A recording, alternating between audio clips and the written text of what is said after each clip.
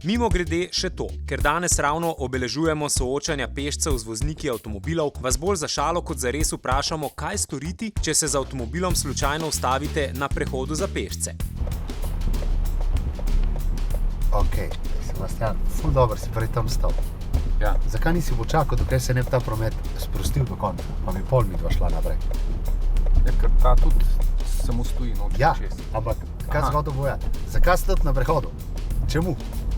V bistvu nisem hotel stati, pa počasi peljati. Ja, ampak čemu?